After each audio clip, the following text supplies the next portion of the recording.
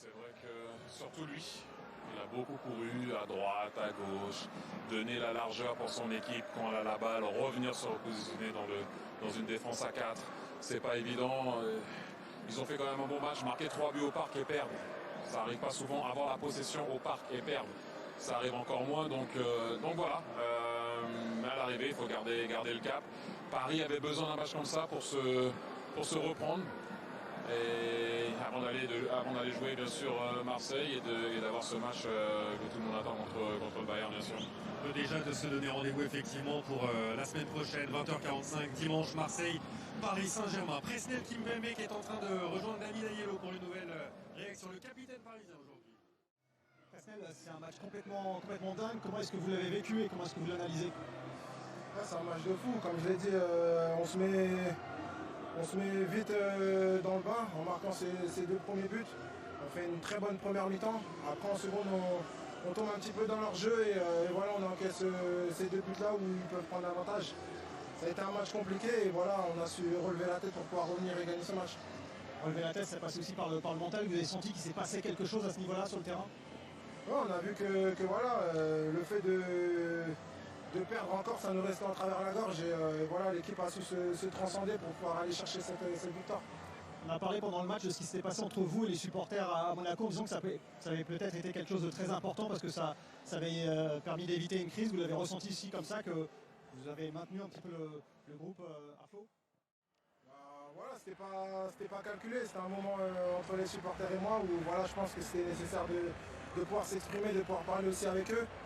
C'était une période pas facile pour l'équipe, mais voilà, le plus important c'était de réunir tout le monde, que tout le monde soit uni pour pouvoir aller le plus loin possible ensemble. Et voilà, c'est le message à faire passer aujourd'hui, c'est du travail, l'humilité et surtout du respect. Merci. Merci beaucoup. Et le message est bien passé. Paris s'évite la crise cet après-midi. Victoire du Paris Saint-Germain, 4-3 face au LOSC. Grâce à un doublé de Mbappé, Messi et Neymar. Le PSG miraculé, sauvé par Messi, sauvé par Mbappé 2 fois, sauvé par Neymar, qui est sorti sur blessure. C'était l'un des temps forts aussi de l'après-midi. On lance le débrief tout de suite avec Thierry Henry, Jérôme Alonso, Julien Brun, David Ayello, toute l'équipe est là. On attend Christophe Galtier, Paolo Fonseca et les acteurs de ce match. On va déconstruire, Thierry, un peu l'après-match. C'est l'équipe de Christophe Galtier qui s'impose aujourd'hui. Et on va le retrouver, Christophe Galtier en direct avec nous sur Prime Video à l'issue de cette victoire 4-3 du Paris Saint-Germain contre le LOSC. Merci Christophe d'être là. Bonjour. Beaucoup de choses, bonjour, beaucoup de choses à dire. On va peut-être rester d'abord sur l'émotion. Je vous ai vu courir pour aller fêter le but, mais tout de suite aller donner les consignes, notamment à Presnel Kimpembe. Est-ce que vous pouvez nous dire ce que vous avez ressenti comme émotion à ce moment-là? Du soulagement peut-être? Oui, le terme c'est soulagement. Vous êtes à ce moment-là, c'est l'ascenseur émotionnel. Vous êtes dans un match qui est évidemment très important pour nous, pour les joueurs, pour tout le monde, pour moi. Et on sait qu'une victoire est obligatoire pour réenclencher une dynamique. Et évidemment, il y a un soulagement à ce moment-là. On sait qu'il reste quasiment 1 minute et que ce but sera décisif. Mais par contre, il y a beaucoup de choses à dire évidemment sur le match. Alors on y va avec Thierry. Non, coach, je vais vous laisser tranquille cet après-midi. Non, vas-y. Non, franchement, profitez. C'est pas évident, je sais que vous allez analyser ça plus tard, il va falloir analyser parce qu'il y a pas mal de choses à analyser, mais je suis vraiment content pour vous parce que c'est quand même important. C'est pas facile, ça a été fait dans la difficulté, par les individualités, peu importe, profitez. Il fallait même venir sauter avec eux, rester avec eux. De temps en temps aussi, il faut laisser passer, donc je vous laisse aujourd'hui. Oui, mais bon, si on peut parler aussi du match, Titi. L'histoire est incroyable parce qu'on a 20 premières minutes, même si Lille a créé de situation. Lille est une vraie belle équipe avec un plan de jeu très intéressant. On fait 20-25 premières minutes très intéressantes, on marque des buts comme on avait préparé un peu dans notre construction et notre manière de sortir le ballon sur le côté gauche. On a cet avantage-là, on mène 2-0 et là, patatrac, on commence à se relâcher, on perd de la concentration sur un coup de pied arrêté, on perd de la concentration sur très préjudiciable. Et voilà, ça donne une première mi-temps mitigée, la deuxième avec un scénario incroyable. Voilà, on encaisse un penalty assez rapidement, mais puis ils reprennent l'avantage, donc évidemment que les choses sont compliquées à ce moment-là. Titi, tu sais ce que c'est. C'est vraiment compliqué, après il a fallu changer il y a eu des blessures importantes de joueurs comme Nuno Mendes qui était un vrai piston à gauche, Né qui a été touché à sa cheville. Et comment vont-ils d'ailleurs l'un et l'autre? Pour Né, une entorse de la cheville, on va voir la gravité, on ne sait pas, il est en cours d'examen en ce moment. Pour Nuno Mendes, c'est simplement un étirement du ligament latéral interne. Ça paraît pas trop grave. Mais bon, malgré ça, jusqu'à chaque match, on a quand même des bobos et de la casse. Voilà, il a fallu organiser d'une manière différente pour pouvoir mettre un peu plus de pression sur l'adversaire. Et ça nous a réussi, c'est bien. Et c'est un bon soulagement. Coach, je reste dans le positif vu que vous me permettez de parler du match. Je voulais vous laisser un peu profiter, mais l'entrée de Zaïre Emery, j'ai trouvé, Jérôme aussi en haut aux commentaires a trouvé qu'il a fait une très bonne rentrée. Alors oui, on peut parler de Kylian, oui, on peut parler de Léo qui met le coup franc, mais il est bien rentré. Oui, il est bien rentré, il est rentré à son poste, dans son registre, avec lui sur le banc. C'est pour ça que je suis passé avec 3 centraux, avec un piston à droite offensif, en sachant que même si Marco était sous le coup d'un deuxième carton jaune et qu'il avait de la fatigue, Warren a cette capacité à gagner des ballons, à gratter des ballons et aussi à percuter, et il a fait une très bonne entrée. Toute dernière question, Christophe, pour boucler cette interview au début de l'entretien, vous avez dit c'est un match important pour tout le monde, y compris pour moi. Vous sentiez que autour de vous, dans l'environnement, une défaite aurait pu vous mettre un peu plus en difficulté à titre personnel?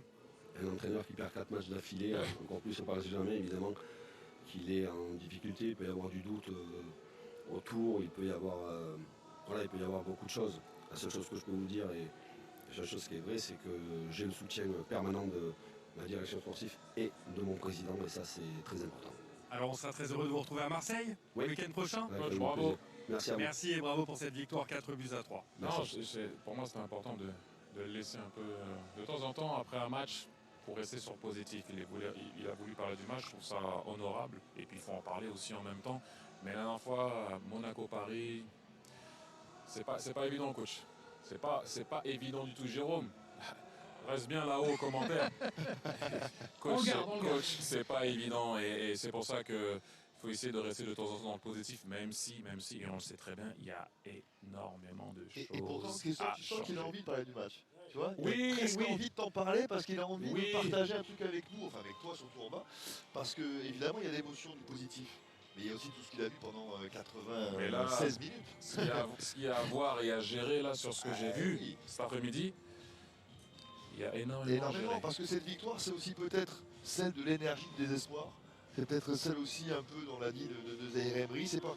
Mais dans le fond du jeu, il y a un vrai problème défensivement.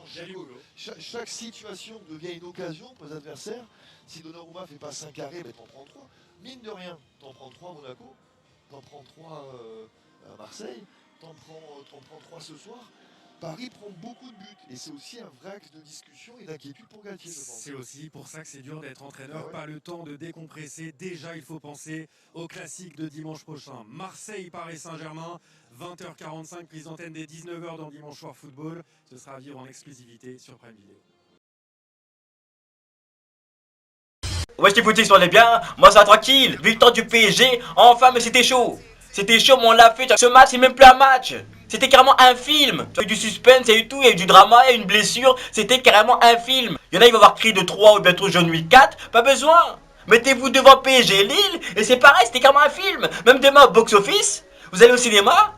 Moi, si j'ai le choix au cinéma entre regarder Creed 3 et PSG Lille, moi je paye pour re-regarder PSG Lille. Ah ouais, je prends mes popcorn et j'y vais regarder. Mais il y avait tout dans ce match. Même dans ce film, il y a eu un film parce que Mbappé il leur a fait un film X, le premier but entre les deux défenseurs. Dribble petit pont, c'était un film X, c'est ça. Ah non, carrément. Là, carrément, le défenseur il fait porter plainte pour Mbappé pour viol. Non mais là c'était carrément un viol.